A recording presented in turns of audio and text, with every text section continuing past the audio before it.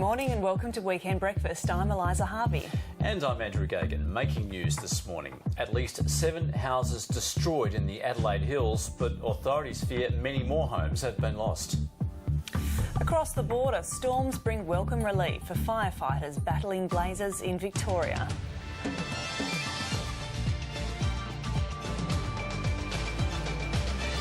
Indonesian search and rescue teams detect 4 massive objects in the Java Sea from the AirAsia wreckage. And the Melbourne Stars record the Big Bash competition's biggest win, thrashing their crosstown rivals, the Renegades. Pretty much a perfect night for the men in green.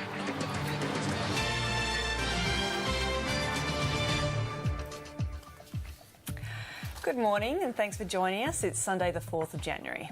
Now also coming up this hour on Weekend Breakfast, a bit of light relief. Doctor Who has, it's been a bit of a staple diet, I've got to say, Yeah. Certainly at the ABC. Now it's been battling a whole host of monsters now for more than 50 years from its humble black and white beginnings. The well-loved Time Lord is coming to Australia with the Daleks, Cybermen and the Silence. The Doctor will also be joined in a live performance with 145 musicians as part of the Doctor Who Symphonic Spectacular to celebrate 50 years of the much-loved TV series. We'll preview that show a little later. Our top story this morning, a bushfire in the Adelaide Hills has been burning out of control through the night, with several townships still under threat. The Country Fire Service has issued a watch and act alert for areas in and around the Samson Flat in the Mount Lofty ranges. Authorities say the blaze is travelling in an erratic manner and conditions are continually changing. The Country Fire Service says the number of houses officially lost to the bushfire has officially been raised to 7, but that number is expected to rise. We know many houses have been lost, and yet we're not yet able to identify where these houses are or even tell people that their house may have been lost. So for those people, it's going to be a frustrating period where they're going to want the CFS to be able to tell them the status of their house. Meanwhile, in Victoria, authorities are warning the threat has not passed despite cooler conditions assisting firefighters at several blazes around the state. Emergency warnings were issued for fires at Moyston and Hastings, but they have both been downgraded. The fire at Moyston destroyed more than 6,000 hectares and 1 house. A man remains in a critical but stable condition after a one-punch assault allegedly by his brother in Sydney early yesterday morning. 31-year-old Patrick Little is fighting for his life in St Vincent's Hospital after he was punched by his older brother Barry at King's Cross around 3 a.m. on Saturday morning. Patrick's father remains by his bedside after he underwent emergency surgery yesterday. The two brothers, on holiday from Northern Ireland, were out in King's Cross when the elder brother allegedly punched his younger brother, knocking him to the ground. Yesterday, Barry Little faced Parramatta local court charged over the assault. He was formally refused bail and will appear in court again on Monday. Indonesian authorities say rough seas have stopped divers from reaching the bottom of the Java Sea to view what's thought to be wreckage from a crashed AirAsia plane. A week after the Airbus A320 crashed, the search is still on to locate the wreckage, more bodies and the crucial black box flight recorders. Indonesia's National Search and Rescue Agency says sonar equipment has detected 4 large objects at the bottom of the Java Sea, but they are awaiting photographs to be sure they are from the airliner. Experts still believe most of the 162 bodies will be found inside the plane's fuselage. So far, only 30 bodies have been recovered. South Australia police say a man whose body was found in a wheelie bin south of Adelaide was murdered. Police say the man's body was found on Saturday morning inside a bin at the front of a home on Shepherd Road at Aldinga Beach. Police responded to a call from a member of the public about 11:20 a.m. before making the discovery. Indian police have charged a group of men in Kolkata with the abduction and repeated rape of a Japanese student. Investigators say the assaults took place over a period of more than a month. The 23-year-old victim was abducted in November by 5 men, including 2 who they claimed were tourist guides. They took her to a beach resort where she was robbed and sexually assaulted. The abuse continued for weeks before the student managed to escape late last month and lodge a complaint with the Japanese consulate. Police in Kolkata say one of the men spoke fluent Japanese and have warned an organised gang is targeting single women tourists in the city. A British nurse diagnosed with Ebola after returning from Sierra Leone has deteriorated and is now in a critical condition. The Royal Free Hospital in London says Pauline Kafaki's condition has deteriorated over the last 2 days. Doctors have been using plasma from an Ebola survivor and an experimental antiviral drug. The nurse was diagnosed with the disease after returning to Britain from Sierra Leone late last month.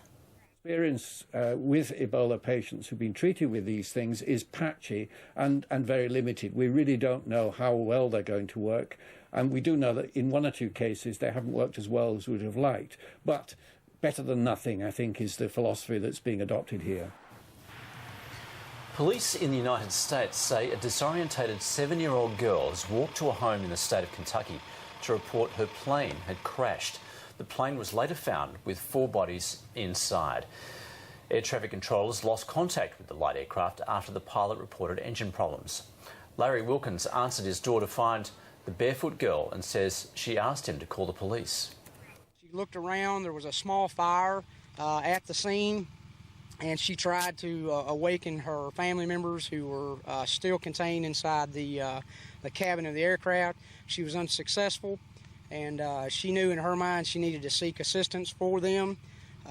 Where she was located, you couldn't see a residential light. You couldn't see anything but darkness. She was in a very thick area of vegetation, and she just started walking. In the UK, 7-year-old amputee Rosie Davies has surprised doctors after learning to skateboard.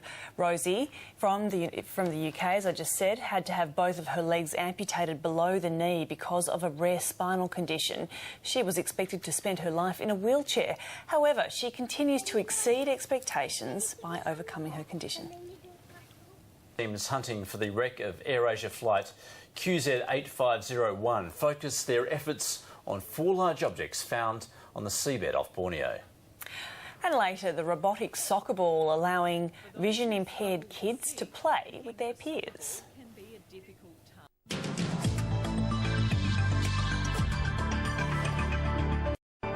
Let's take a look at the satellite image. A monsoon trough is bringing heavy rain to the Kimberley and the western top end. A heat trough is filtering hot winds to the west coast of Western Australia, eastern Victoria and New South Wales, while triggering showers and storms in Victoria, western New South Wales and Queensland. Looking around the country. In Queensland, monsoonal rain and showers in the far north, hot and stormy in the west, thundery showers in the east. New South Wales will see showers and thunderstorms in most areas, a hot day in the west. To Victoria, and scattered showers and local thunderstorms in the north and east, cool to mild in the south. Tasmania can expect showers contracting to the northeast by late morning and clearing by the afternoon. In the fire zone, areas of smoke haze over Mount Lofty ranges in South Australia, hot to very hot inland. And to the west, and showers and thunderstorms over the Kimberley, eastern Pilbara and northern interior. Heavy falls possible in the northern Kimberley. Showers and storms in the top end with a chance of localised flooding.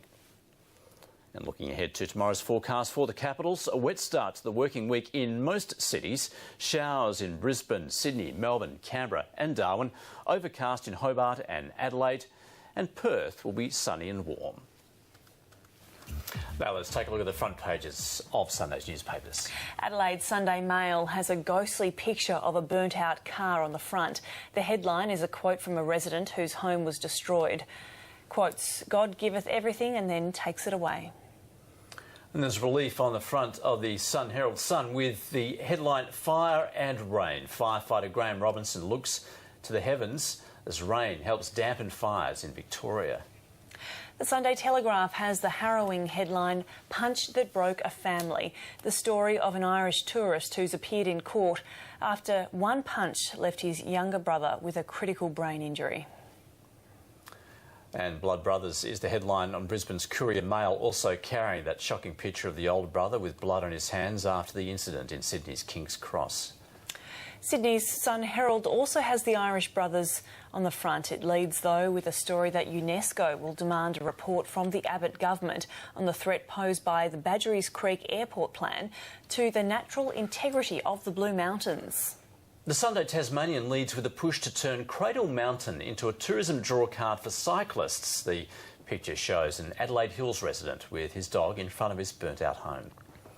And the Sunday Territorian has a bizarre tale of the outrage following a Darwin cafe owner's decision to ban mobile phones.